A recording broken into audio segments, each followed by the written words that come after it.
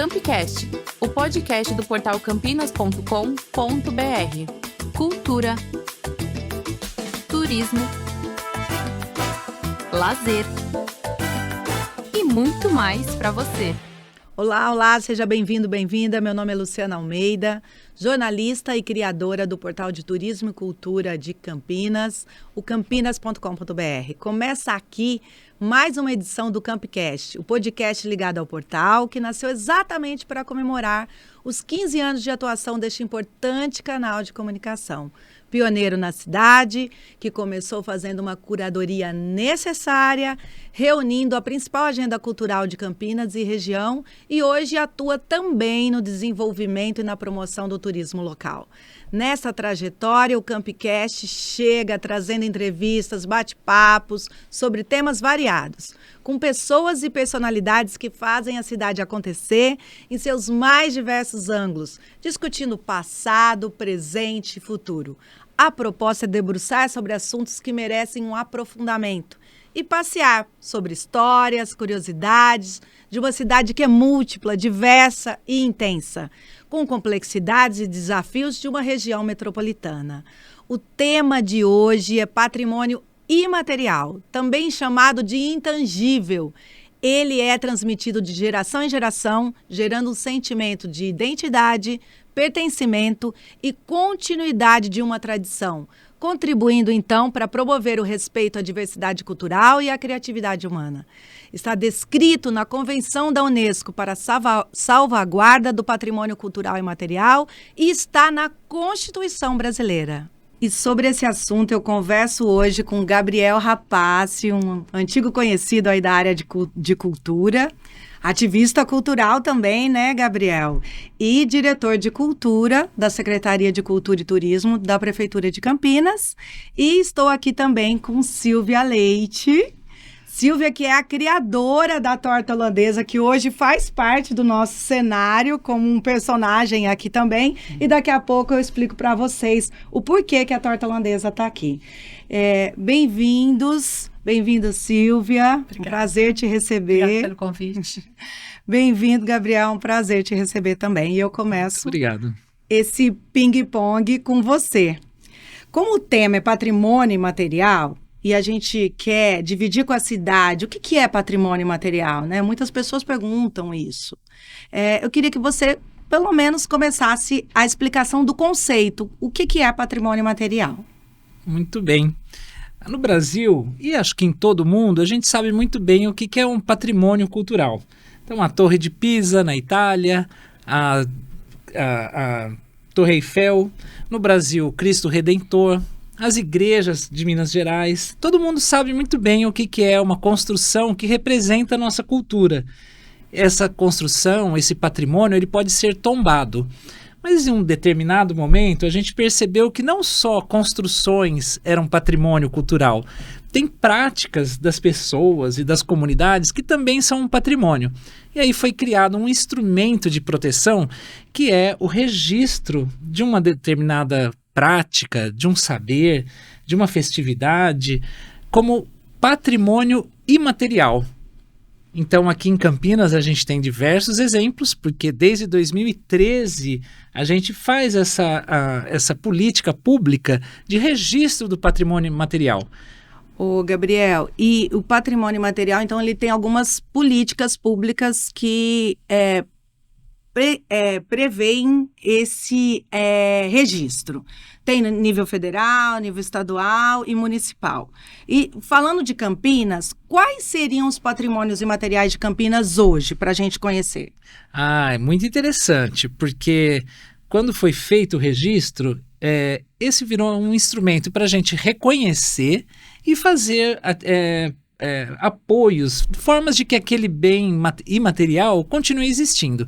Em Campinas, a gente tem o jongo, que é uma prática, uma dança que é muito antiga e que é muito presente no sudeste brasileiro e que em Campinas existe já há cerca de 100 anos. O Jongo Dito Ribeiro é uma comunidade que mantém essa prática do jongo.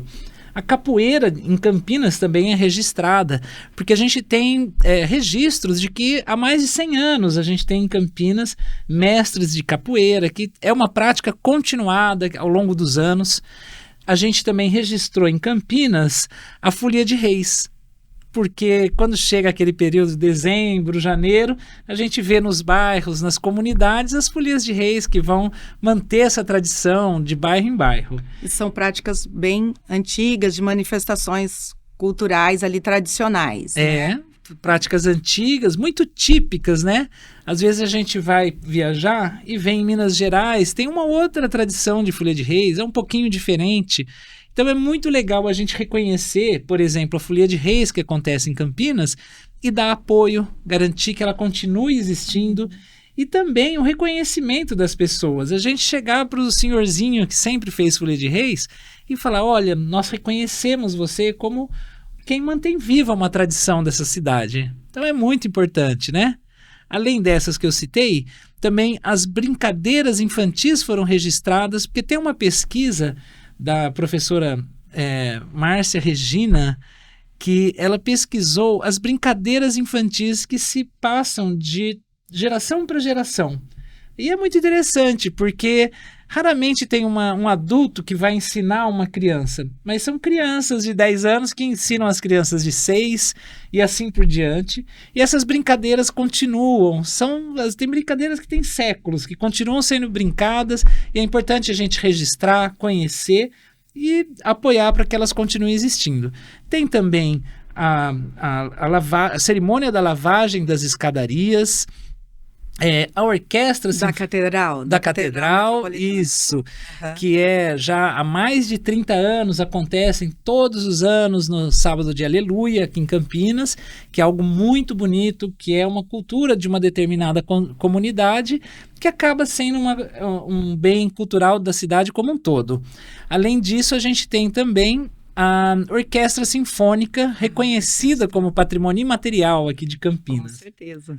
A gente está, no momento, fazendo o estudo para registro do hip hop, porque quando o hip hop surgiu no Brasil, ele começou lá em São Paulo e mais ou menos na mesma época, aqui em Campinas também começou a ter hip hop no Largo do Rosário, alguns grupos, e eles se tornaram referência em todo o Brasil. Fizeram sucesso e acontece até hoje.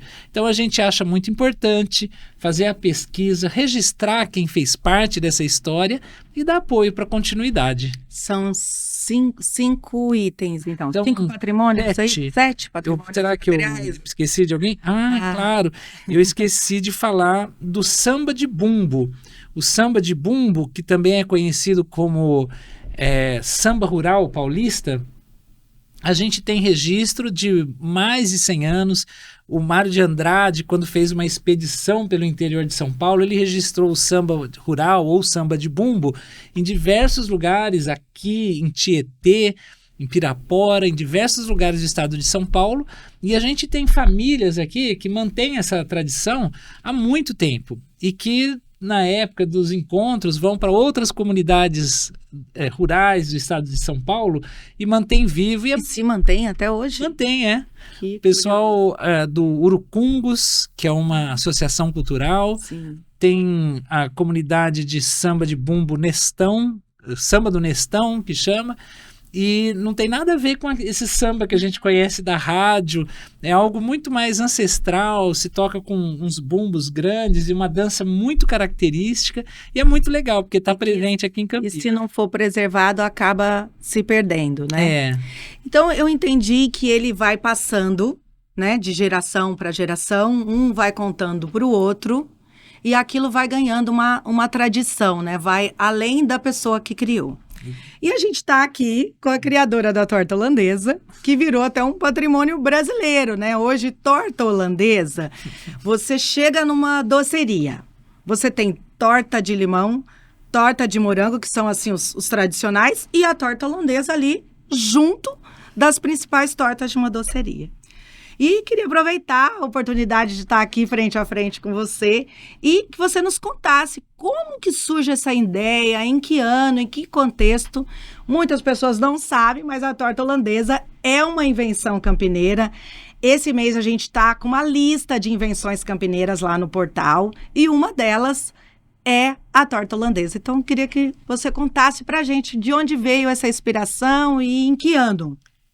Foi na década de 90, no começo dos anos 90, e eu estava aqui escutando, né, o Gabriel, e estava assim encantada de pensar, né, que lindo a nossa cidade, nosso governo aí está preocupado, porque eu sou muito apaixonada por cultura.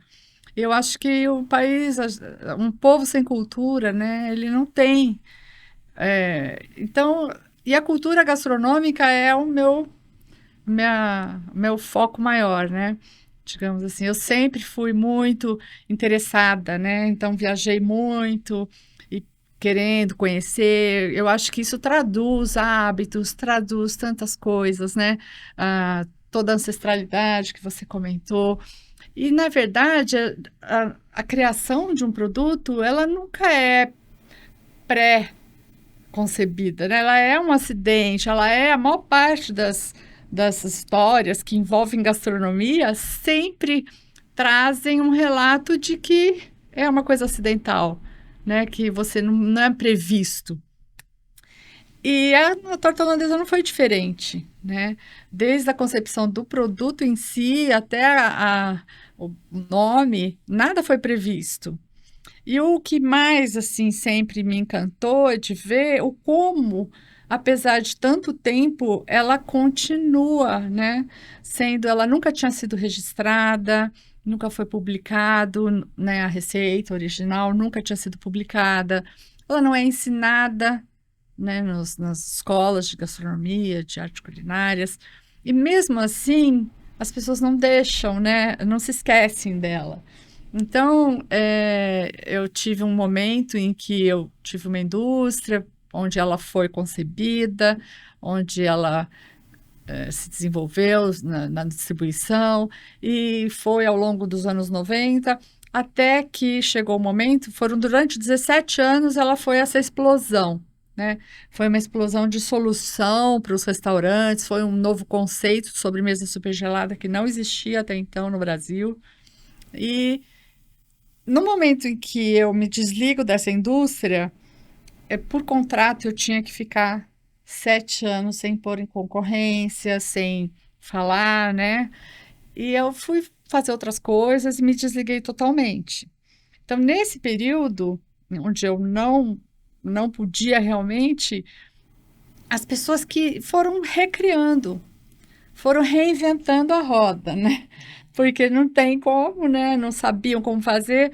E aí ela foi. Eu não tenho assim, eu não me aborreço com isso. Eu acho até interessante de ver que o desejo era maior, né, do que tudo. Então começaram a recriar possibilidades onde ela não era mais a original. Então agora, recentemente, eu resolvi trazê-la, né? Entendi que ela merecia esse registro. Acho que a gente também vai ficando mais velho e vai pensando, né, que você não vai ser eterna, né? Eu não vou estar aqui para sempre para estar contando essa história. E sim, então ela E foi aí, registrada, a receita original. você trouxe no livro, né? Isso. Acabou de lançar o livro. O livro conta em detalhes Sim, a receita, todos os segredos, né? Mas eu ainda queria voltar lá no tempo. Lá naquele café, no centro de Campinas, quando você percebe que a torta começa a ter uma saída diferente e as pessoas começam a se apaixonar pela torta, porque ela é uma torta que se popularizou tanto no Brasil, né, que ela nasce ali, daquele mundinho ali que você tinha e, de repente, chega a produzir toneladas. Então, foi muito volta rápido. no café. Conta que café era esse, que endereço era esse, como que ela ganha o coração das pessoas. No livro eu contextualizo um momento, né, sociopolítico, econômico que a gente vivia, né, e cultural até. Nós não tínhamos essa tendência de café como a gente tem hoje. Campinas tinha o Café Regina, tradicional, mas ponto de encontro, ponto político, mas de coador. Não existia a cultura do café expresso. estava começando. Nós começamos, foi um governo tumultuado, Fernando Collor de Mello, quem é mais velho lembra bem, ele tinha tomado posse, eu tinha retornado ao Brasil, tinha conhecido meu ex-marido e nós não tínhamos emprego, estávamos fora já há um tempo e não tinha emprego e nem tudo que você pensava em fazer, as pessoas estavam na expectativa de que já existia todos os rumores de que medidas econômicas iam ser tomadas. E aí a gente, por sobrevivência, começamos a trabalhar assim. Eu comecei em casa, né? Eu tinha um apartamento muito pequeno, uma kitnet, e até que começamos a fornecer sobremesas para restaurantes. Meus primeiros clientes foram os tradicionais Eden Bar, Rosário, né? Eu comecei a observar o consumo de sobremesa, que ele era sempre muito caro, né? Um produto mais caro, e naqueles carrinhos tradicionais, e sempre os clássicos da confeitaria. Por que era caro, então, né? Sendo que quem fornecia eram pessoas assim, como eu, não era nada assim, profissional. E era porque perda era enorme. Então, sobremesas naquele carrinho, de um dia para o outro, perdia tudo que sobrava. E aquilo começou a me incomodar um pouco. E depois de um ano já nessa fase de fornecer, a gente sonhava em ter um ponto próprio.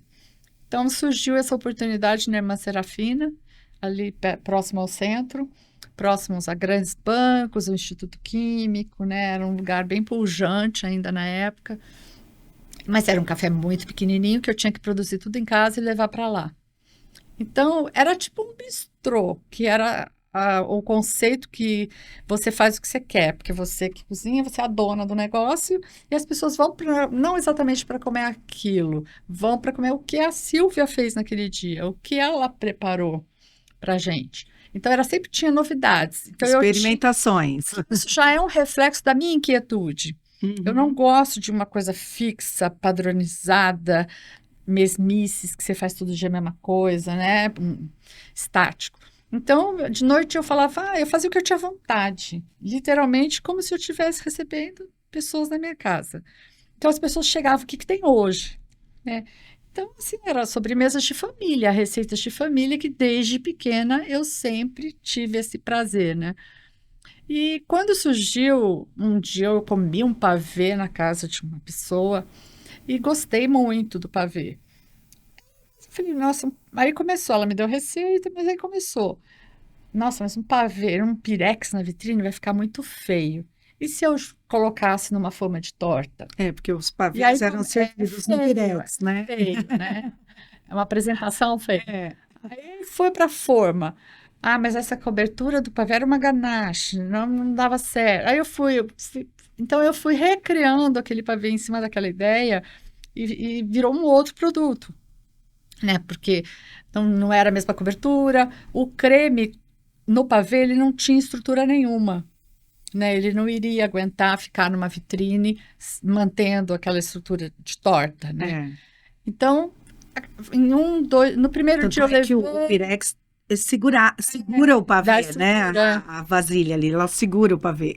E aí de manhã abríamos esse café com as coisas que eu tinha produzido à noite, né? Na noite anterior. E não deu tempo dela desmoronar porque ela vendeu muito rápido.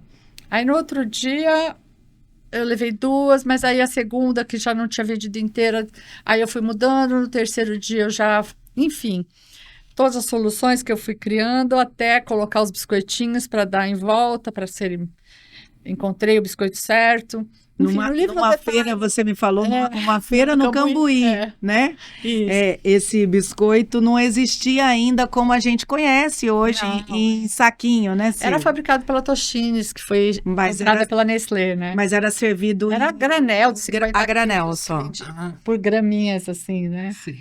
Aí, enfim, só que foi tudo muito rápido, porque 15 dias depois, as pessoas que tinham comido a primeira vez já estavam voltando, todo dia voltavam, e foi assim, um boca a boca foi se alastrando, então as pessoas paravam muito, o carro descia correndo, sabe, para tipo vir buscar, eu ouvi falar, eu também quero, né?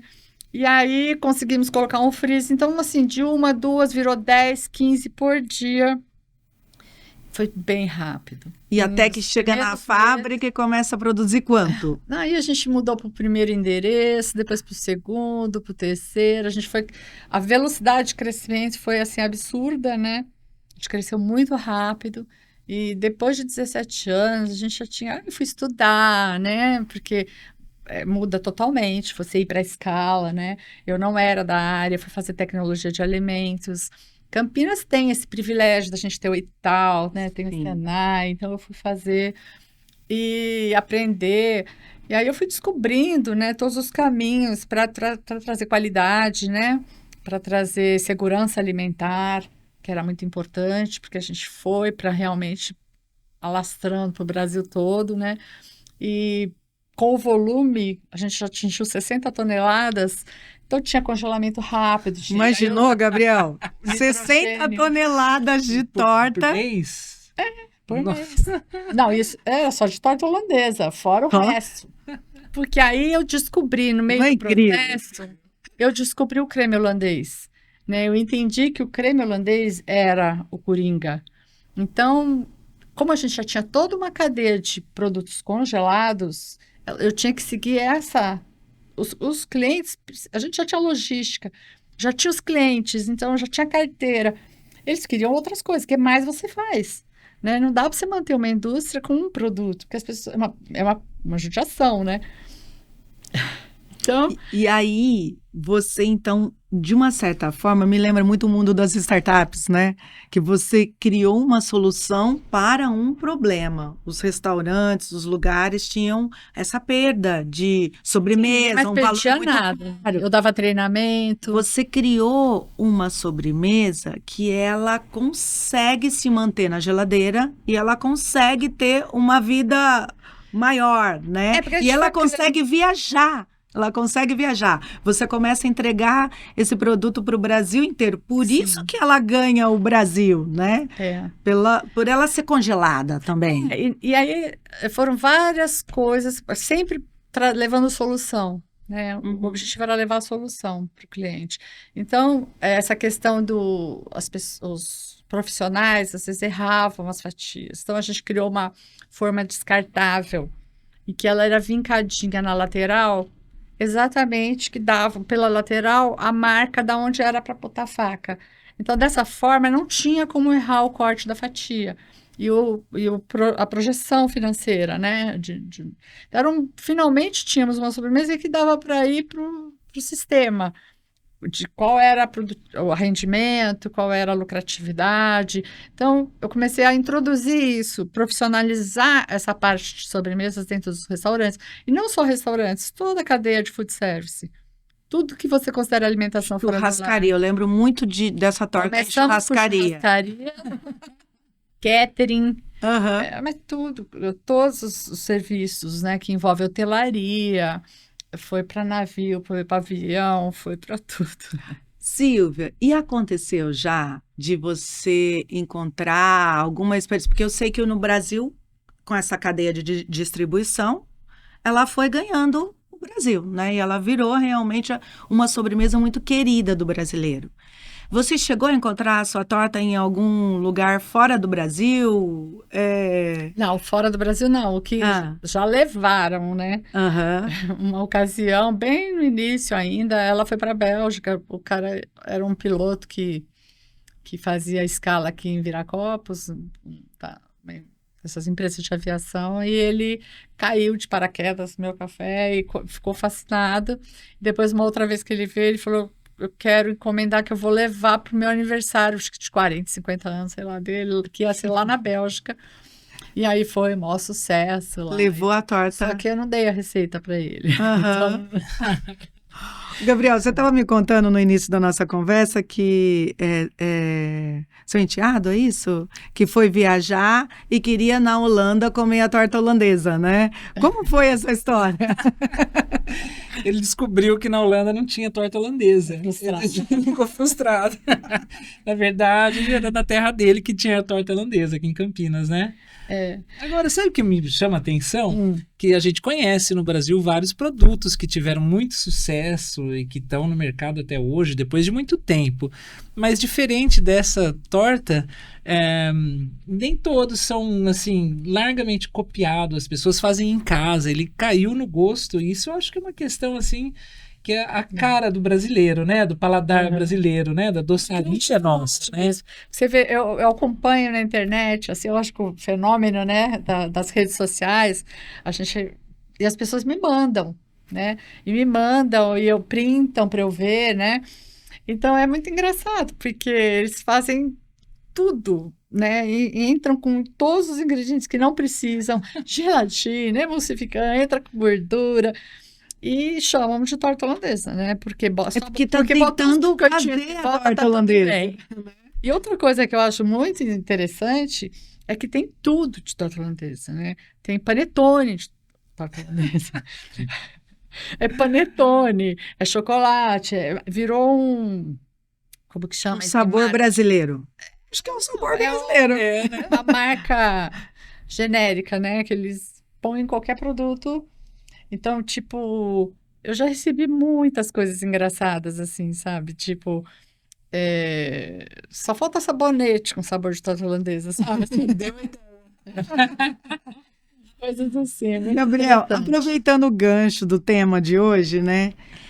Ouvindo essa história, que eu acho que é surpreendente, né? Saber que ela vai ganhando essa escala e ela vai ganhando o Brasil, a ponto das cozinhas, as pessoas começarem a fazer, e isso já é passado de uma geração para outra geração, né? Eu tenho filhos de idades diferentes, eles amam torta holandesa, né? A torta holandesa seria um patrimônio imaterial de Campinas, né? Ouvindo toda essa história, como ela nasce, para resolver o quê, e como ela ganha essa escala e ganha a memória da culinária brasileira, né? Hoje é muito comum as pessoas conhecerem a torta holandesa.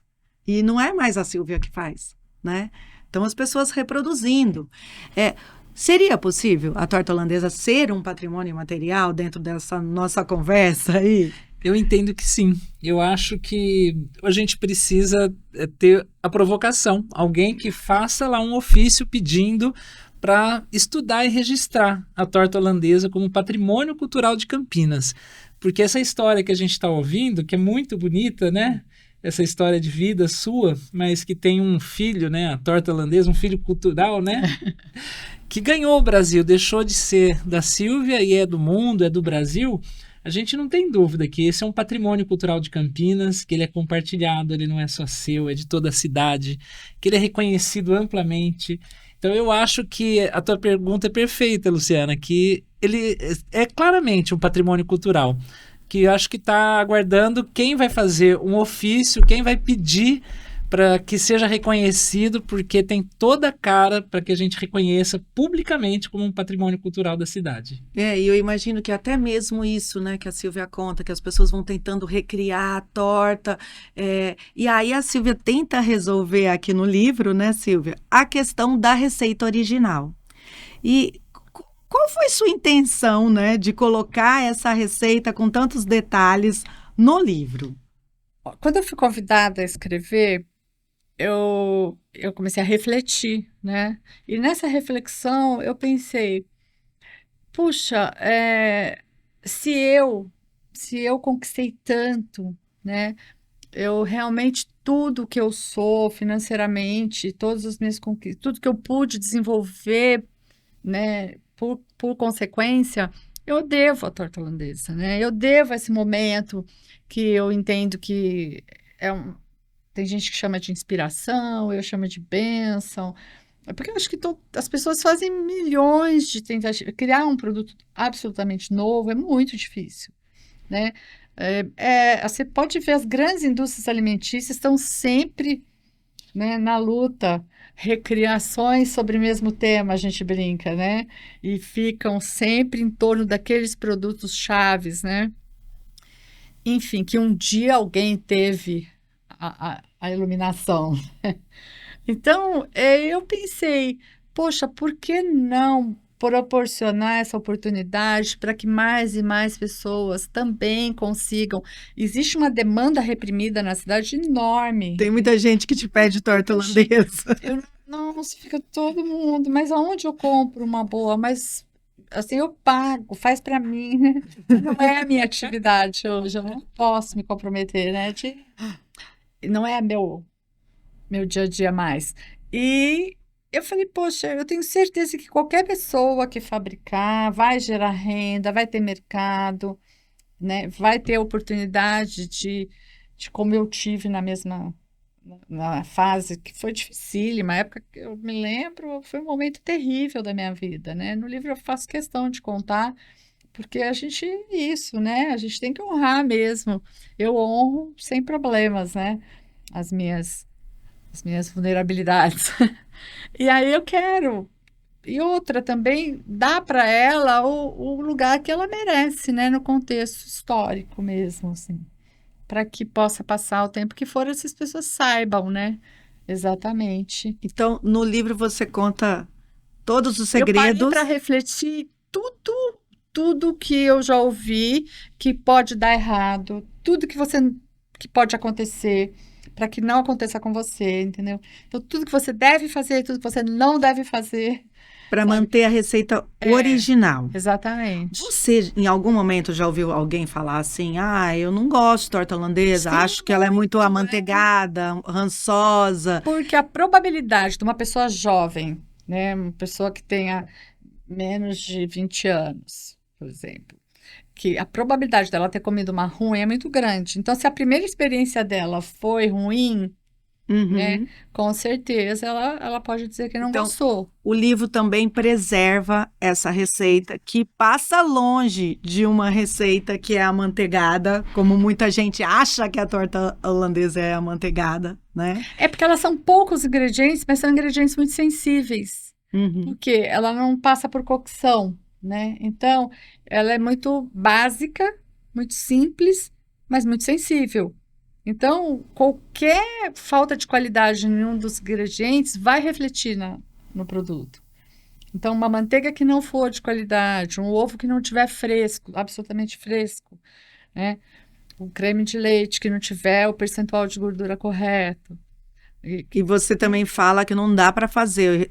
Hoje, quero comer uma torta holandesa. Fazer no mesmo dia, ter a ideia e fazer, não é possível. Ela tem que ser planejada, Tem né? que ser planejada para o creme estar bem gelado, enfim, os ingredientes estarem todos. Enfim, o passo a passo tem no livro e você divide isso com todo mundo, também para preservar, de fato, a receita original, né? Mas o café chamava...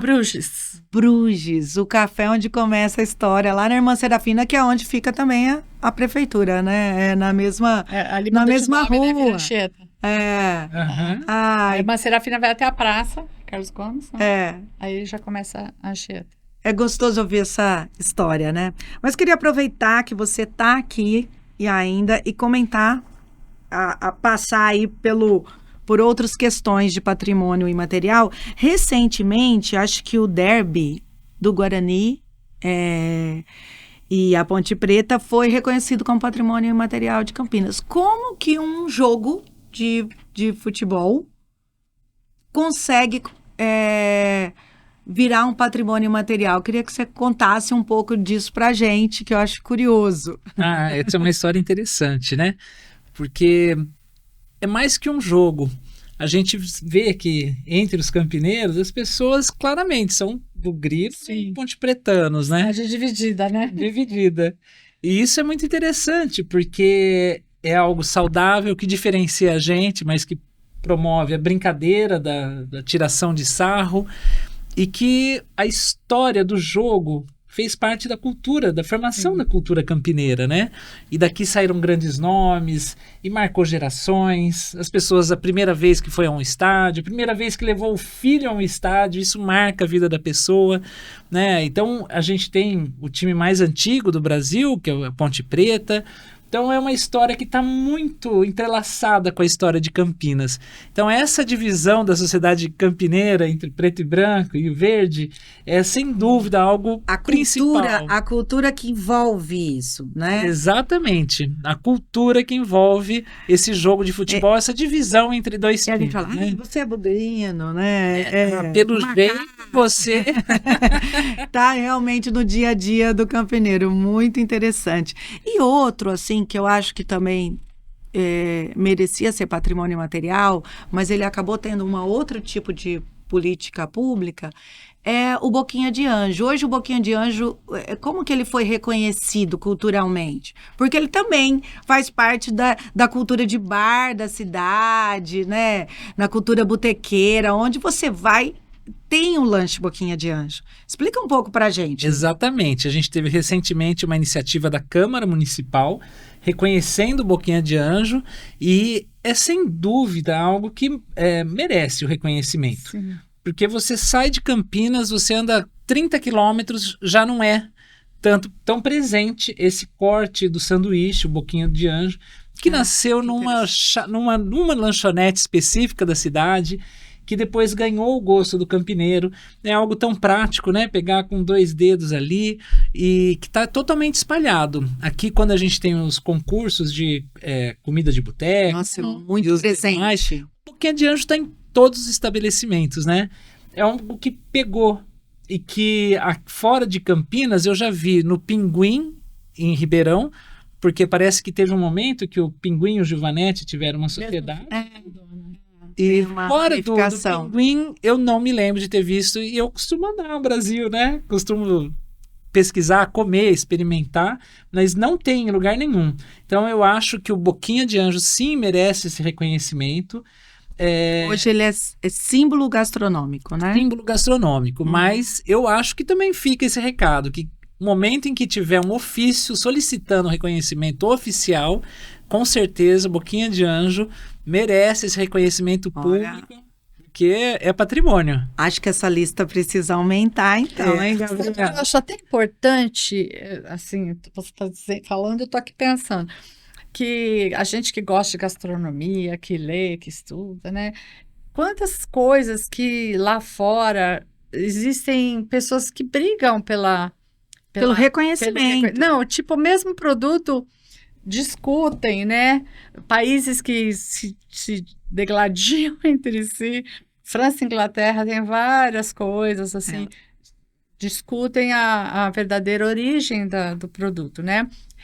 Querem um reconhecimento. E você vê a torta holandesa, assim, hoje nunca ninguém contestou, né? Nunca existiu essa... Mas a gente não sabe o dia de amanhã, né? Sim. Então, assim, de repente a Holanda resolve dizer que é dela. Como é que vai ficar? Já pensou? Silvia, aproveitando o gancho, por que você resolveu chamar a torta de torta holandesa? Como foi isso? Então, como eu disse, o meu livro ele vai muito além do contexto da torta, assim, do período onde ela, né, representou a minha vida. Eu começo desde quando eu tinha 5 anos e vou até os dias atuais, sempre com viés empreendedor, que foi a minha trajetória. Em tudo que eu fiz, sempre, mesmo que não tivesse absolutamente nada a ver, eu tinha essa motivação, sabe, pela conserva, pela geleia, Então, eu conto do período que eu fiquei na Inglaterra, né, dos bosques de framboesa que eu comecei a produzir, né, e eu sempre tive esse desejo, sabe, esse prazer, né, de me envolver com a alimentação. Então, mas sempre houveram inerentes, né, às minhas escolhas, sempre situações muito difíceis, muito trágicas, né. Então, eu sofri um acidente onde morreram várias pessoas, 5 pessoas. Eu fiquei imobilizada há 1 ano. E foi muito trágico, muito dolorido, né? Mas eu entendi que eu tinha sido escolhida para ficar, né? Então, eu tinha que seguir em frente, né? E já que era para seguir em frente, eu tinha que fazer bem feito, para honrar, para merecer essa oportunidade, né? Que eu tinha tido de renascer. Então, lá eu fiquei esse período meio que me recuperando realmente emocionalmente. E fui tão bem acolhida, sabe? Foi tão bem tratada. Eu não vou, né, dar spoiler porque eu conto toda essa fase, né? No livro. E por uma família de holandeses. E ele, principalmente o pai, né? Ele fez assim coisas que fizeram toda a diferença para que eu me tornasse em condições de retomar o meu país, de voltar às atividades, sabe? Então, Então era sobremesa gelada, a torta gelada, o primeiro ano, mais ou menos. Acho que ficou mais de um ano sendo chamada de torta gelada.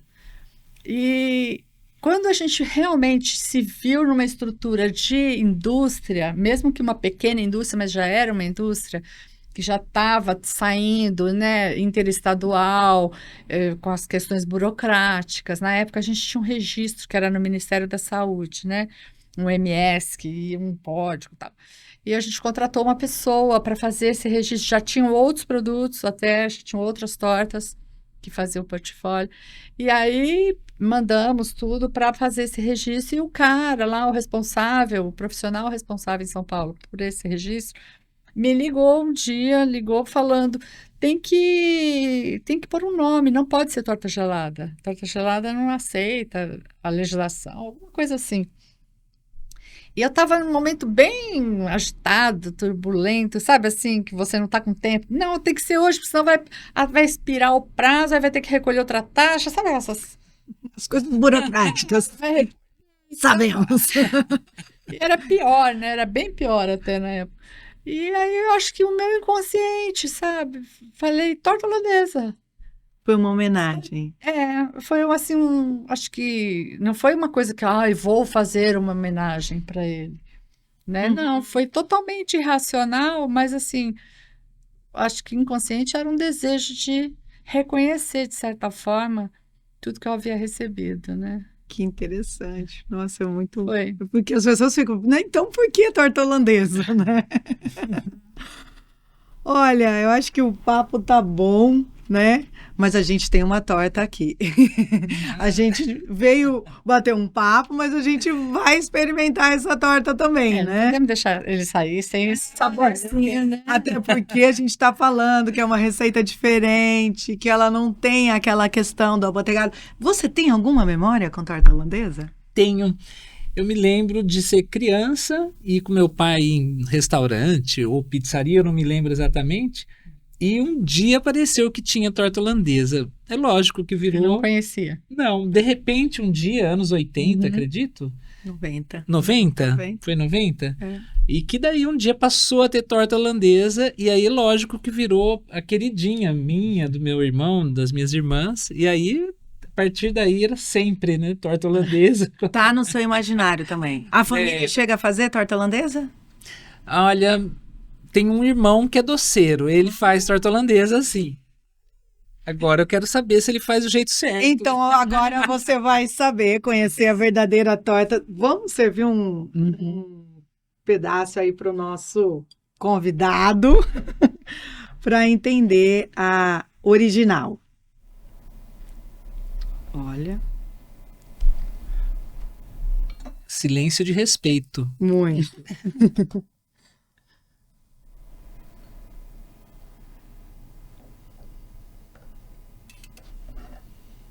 Então, óbvio que a gente não poderia sair desse bate-papo sem experimentar a verdadeira torta holandesa, Gabriel.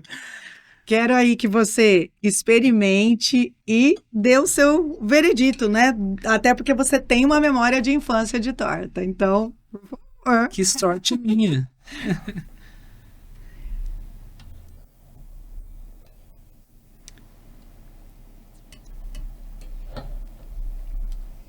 Eu confesso que eu nunca vi nada parecido assim. Quando eu comi pela primeira vez a torta feita pelas mãos da Silvia, falei, é muito diferente de tudo que eu já comi, apesar das tortas seguirem, né, a montagem, tudo.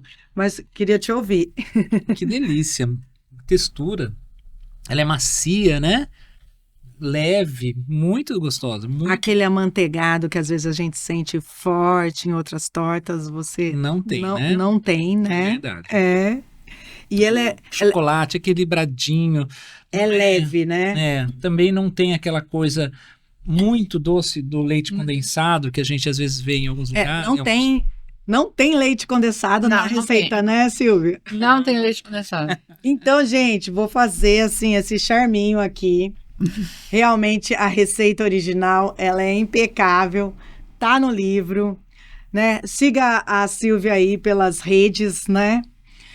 Porque vale muito a pena. Queria já ir passando então para as considerações finais. Ouvir vocês dois nas considerações finais e a gente vai encerrando por aqui. Gabriel. Silvia, muito obrigado pela oportunidade. Sorte de quem comer nessa torta na receita original. E se a gente fala que tem uma doçaria brasileira, né? Todo mundo reconhece o doce de abóbora, o brigadeiro, o quindim. E com certeza a gente tem um capítulo novo que é a torta holandesa na doceria brasileira. Parabéns pela sua criação. Muito obrigada. Silvia, queria também que você desse as suas considerações finais sobre esse tema patrimônio material tão interessante, né? Para preservar aí a nossa identidade, né? E de repente uma torta como essa virou uma identidade gastronômica também. Eu só tenho a agradecer. A gente está perto do aniversário de Campinas, né? E Campinas é uma cidade que me acolheu com tanto carinho. Eu era tão menina ainda quando eu vim fazer faculdade, que eu me senti tão acolhida, sabe? Que sempre, hoje eu me considero campineira mesmo, de coração. E eu tenho um orgulho enorme por essa cidade, sabe? Por esse povo mesmo. E aqui tudo, né? Toda a minha trajetória foi aqui. E assim, eu sempre só posso agradecer, né? Só posso agradecer e torcer para que realmente eu possa ficar tranquila de que a gente só vai ter receita original no mercado. Que é muito Saborosa, boa, né? saborosa, leve, né? Ela é muito fresca, assim. Você sente o creme de leite muito, muito fresco, né? Não sente o amanteigado, que é o que Tem gente que não gosta da torta holandesa. Das que foram tentando imitar, porque acha que ela tem essa coisa amanteigada demais e rançosa. E não tem amanteigado, né? Então, vamos encerrando a entrevista de hoje. Eu aproveito, então, para agradecer a presença do Gabriel Rapassi, diretor de cultura de Campinas, e da Silvia Leite, criadora, por ter dividido essa história linda com a gente, uma história que inspira, é uma história de empreendedorismo, mas é uma história de superação também. E é incrível ver como uma ideia, entre aspas, simples, pode ganhar muito espaço, né? Então, que mais mulheres possam empreender. E a Silvia divide o livro também para que muitas mulheres possam empreender a partir da torta holandesa, inclusive, porque tem uma demanda reprimida por torta aí. Muito, muito, muito obrigada. Muito obrigada, gente. Adorei o bate-papo. E nesse encerramento, eu preciso muito agradecer aos nossos parceiros, que sem eles não seria possível. Esse podcast tem um patrocínio da Dark Sierra Produções, que estão aqui nos nossos bastidores fazendo esse programa, e oferecimento das marcas que patrocinam a sessão especial de aniversário do portal campinas.com.br. Ayoshi Engenharia, Grupo Royal Palm Plaza, Iguatemi Campinas, Unimed Campinas e Aeroportos Brasil Viracopos. Nosso muito obrigada. Até a próxima.